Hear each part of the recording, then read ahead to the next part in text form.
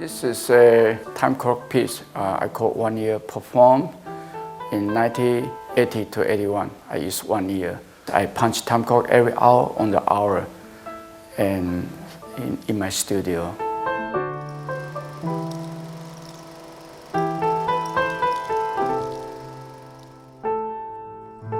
My work is not about my personal story, it's about human communication.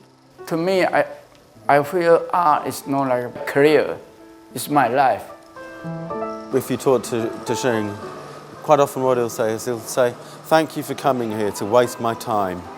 And really what he's saying there, and within his work, is that he could be doing anything.